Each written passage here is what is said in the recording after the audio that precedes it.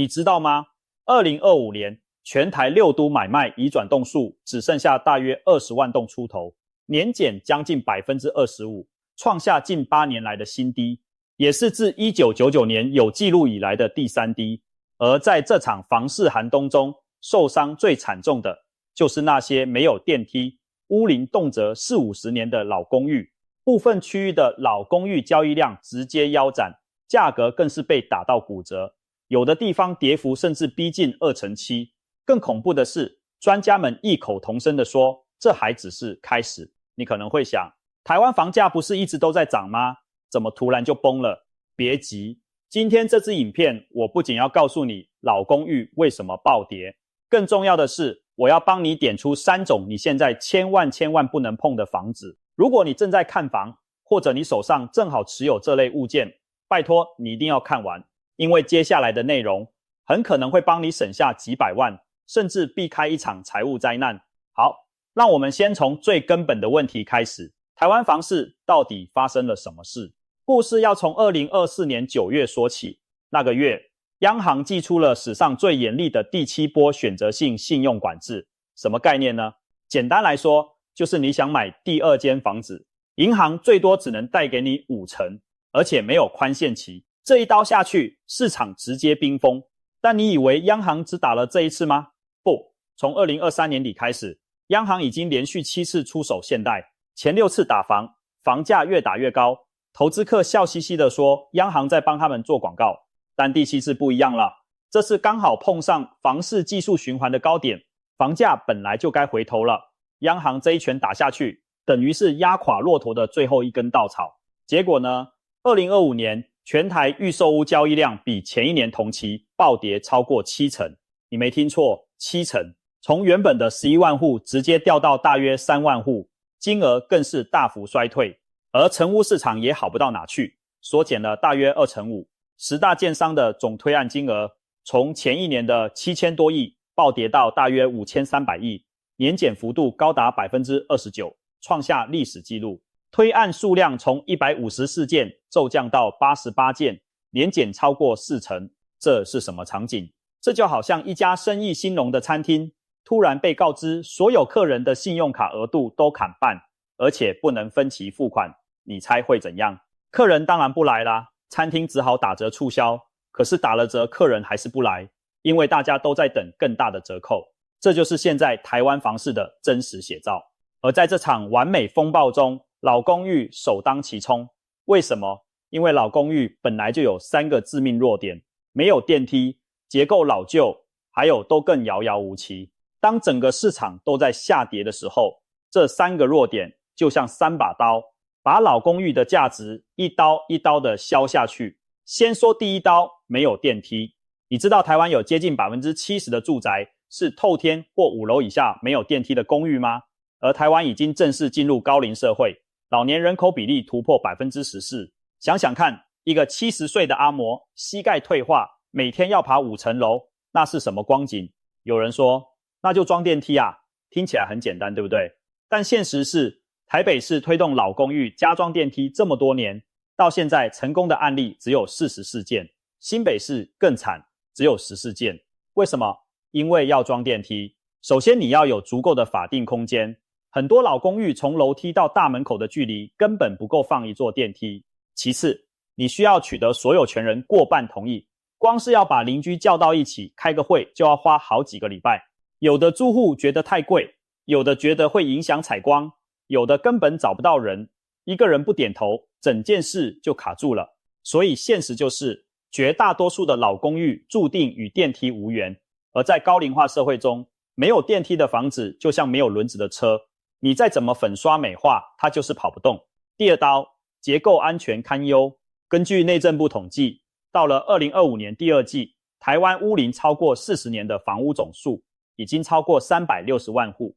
这些房子很多是在民国60年代盖的，当时的建筑法规跟现在完全不能比，耐震系数低，钢筋少，混凝土强度不够，水电管线全部老化。每次地震一来，住在这种房子里的人就提心吊胆。根据永庆房屋的调查，消费者在考虑购买老屋时，最在意的就是建筑物的结构安全与耐震能力。其次是水电管线老化，第三是壁癌跟漏水。这些问题不是花个几十万翻新就能解决的，很多时候你打开墙壁一看，里面的管线已经锈蚀到不行，钢筋外露，混凝土剥落，修都修不了。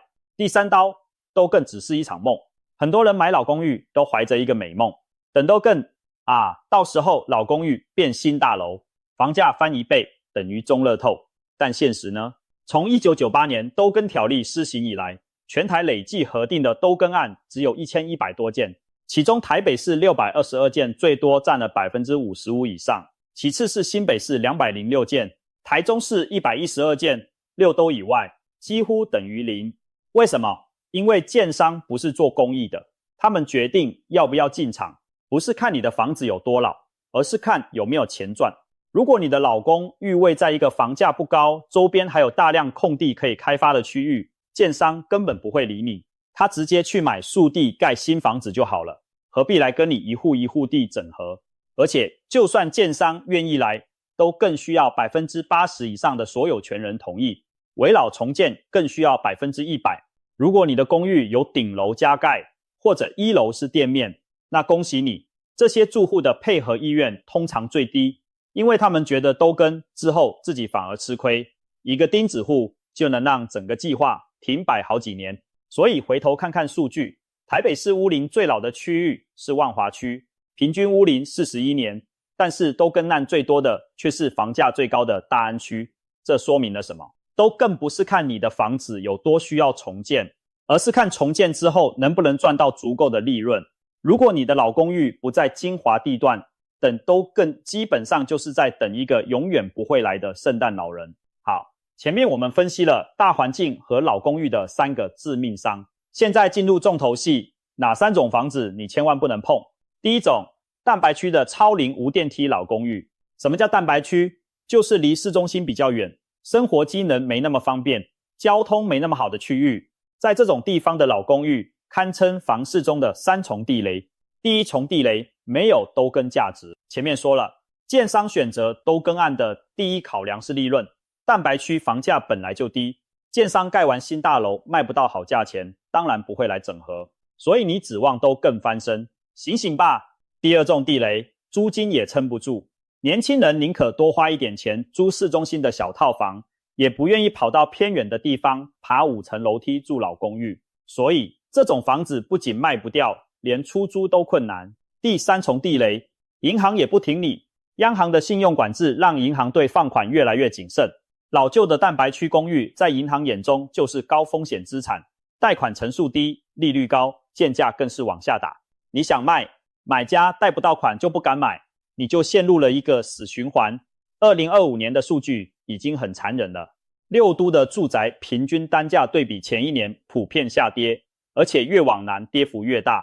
根据房价指数，台中以南的3大都会区从信用管制前到现在已经跌了 8% 到 9%， 而蛋白区的老公寓跌幅又比这个数字更大，因为他们是最没有抗跌力的产品。专家预估2026年全台房价平均还会再跌 10% 左右，台南和高雄部分区域更可能超过1成，而那些超涨且供给量大的蛋白区，用专家的话来说，那叫做超跌区。什么意思？就是别人跌1成，你跌2成、3成都有可能。所以如果你正在看蛋白区的超龄无电梯公寓，想说便宜捡便宜，拜托你三思。便宜的东西不一定是好货，有时候便宜反而是最贵的，因为你买进去之后就像掉进流沙，越陷越深，想脱手都脱不了。第二种，新兴重划区的高公设比预售屋。等一下你可能会说，老公寓不能买，那我买新房子总可以了吧？预售屋多好啊，全新的，有电梯，有管理，又漂亮。没错，新房子确实好，但不是所有的新房子都值得买，特别是那些位在新兴重划区，周围什么都没有，公设比动辄 35% 以上的预售屋，你真的要非常非常小心。为什么？第一，新兴重划区的房价很多是被炒出来的。2023年到2024年上半年，新青安贷款推波助澜，大量资金涌入房市，建商和投资客联手，把一些根本还没开发完成的重划区房价推到天上去，有的地方2-3年内涨了 50% 甚至更多。但是当潮水退去，你就知道谁在裸泳了。第二，供给量爆棚。根据内政部的开工资料推算，2026年到2028年之间，预计会有32到36万户新屋完工。这些房子很多就集中在新兴重划区。当大量新屋同时涌入一个本来就没什么人口支撑的区域，你觉得房价会怎样？当然是往下掉。目前建商待售余屋已经累积到8到10万户的惊人数量，这些库存就像一颗定时炸弹，短期内可能不会爆炸，但压力越来越大。当建商的资金压力扛不住的时候，他们就必须削价求售。到那个时候，你2年前高价买进的预售屋，可能隔壁栋同样的房型已经便宜了1到2成。第三，公设比的陷阱。你花了1000万买了一间30坪的房子，结果实际室内使用面积只有20坪不到，剩下的10几坪全是你永远不会用到的游泳池、健身房、交易厅。这些公设每个月还要缴管理费养护，10年20年下来也是一笔不小的开销。而当你要转卖的时候，买家同样会嫌公设比太高，不愿意出好价钱。更恐怖的是，如果建商本身的财务状况不好呢？有专家直接点名说，现在的市况就是大型建商像航空母舰，风浪再大也能撑过去，但小型建商就像小船，一个浪打过来就可能翻覆。如果你不幸买到了一家小建商在偏远重划区推的预售案，万一建商撑不住倒闭了，你的房子可能变成烂尾楼，那才是真正的噩梦。所以买预售屋，第一要看建商的品牌和信誉，第二要看地段是不是成熟商圈，第三要看周边的生活机能和交通条件。如果这3样都不具备，只有漂亮的样品屋和业务员的甜言蜜语，那你就是在赌博。第三种，高杠杆投资客手中的转售物件。第三种，千万别碰的房子，是那些投资客急着脱手的转售物件。在2023年到2024年上半年的房市疯狂期，大量投资客用高杠杆进场扫货。什么叫高杠杆？就是自己只出了一点点头期款，剩下全部靠银行贷款。有的人甚至买了3间、4间、5间，想着房价继续涨，到时候转手就能大赚一笔。结果央行限贷令一出，游戏规则完全改变了。这些投资客面临的处境是，第2间房子以后的贷款成数被砍到5成，没有宽限期，利率还比以前高，每个月的房贷压力突然暴增，但房价却开始往下走，租金也涨不上去。这种情况下，很多投资客开始急着出脱手中的物件，他们会把房子挂在市场上，开价看起来好像比行情低一些，让你觉得捡到便宜了。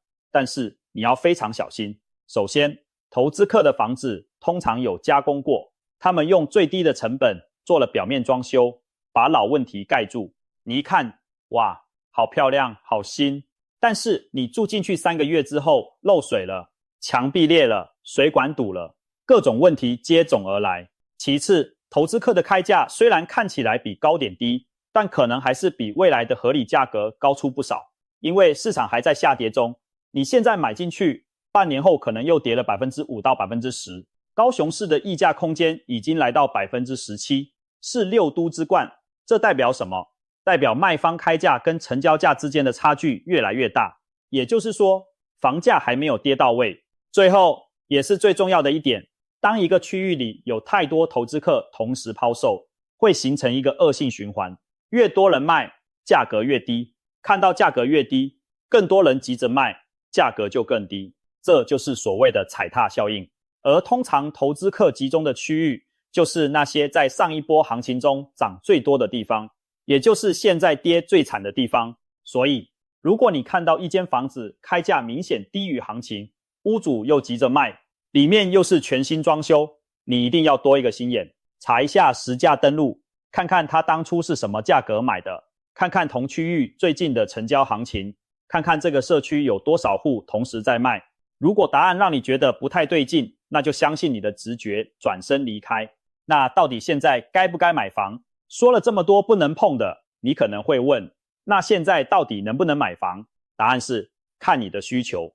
如果你是刚需自住，结婚要用，小孩要上学，或者现在租的房子实在太糟糕了，那你当然可以买，但是你要用对的方式买对的房子。第一，选择成熟商圈。什么叫成熟商圈？就是周边已经有完善的生活机能，学校、市场、捷运站、医院全部都在步行可及的范围内。这种地方的房价抗跌力最强，因为不管景气好坏，人们都需要住在方便的地方。第二，选择优质建商。在下跌的市场中，建商的品牌和信誉比什么都重要。一个好的建商，就算市场再差，它盖出来的房子品质还是有保障的，而且好建商的物件，未来要转手的时候也比较容易卖出好价钱。专家说得很直白，优良建商的房子通常比同区域其他案子贵 5% 到 10%， 但你将来要卖的时候，同样可以比别人高出这个幅度。第三，不要追价。现在是买方市场，你手上握有筹码，不要因为业务员跟你说这个价格只有今天就冲动下单，慢慢看，多比较杀价，杀到你满意为止。2026年的溢价空间只会越来越大，不会越来越小。第四，如果没有迫切需求，那就等2026年上半年还是主跌段，下半年跌幅才会开始收敛。如果你不急，可以再观望半年到1年，等市场更明朗一些再出手。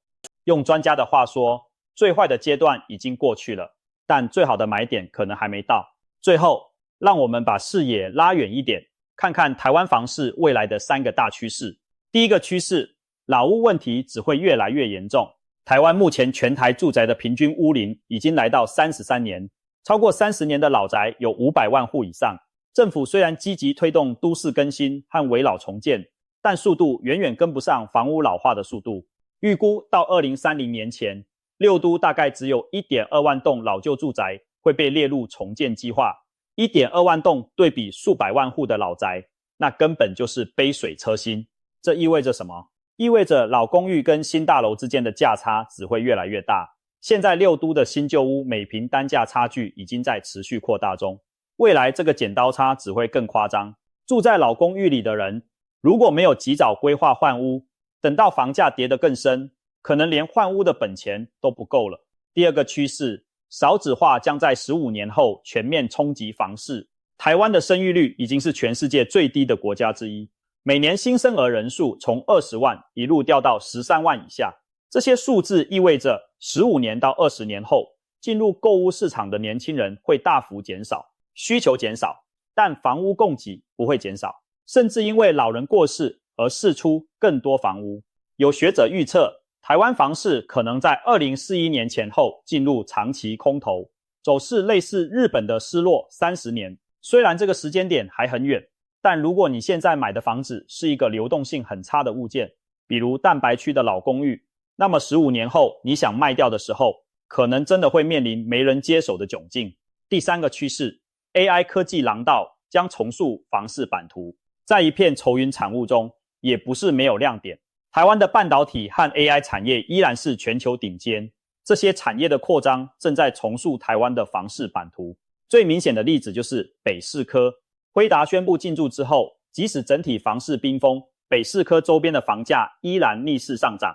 这是因为高科技产业带来的是真实的就业人口和购买力，不是投机炒作。专家建议，如果你要买房，可以沿着 AI 科技廊道来布局，从新竹的竹科到台中的中科，再到台南的南科，这些地方因为有产业支撑，房价的抗跌力和未来的增值潜力都比一般区域更好。但要注意的是，即使是科技园区周边，也有分等级，离园区5分钟车程的地方和20分钟车程的地方，房价表现可能天差地远。所以还是那句话，地段地段地段。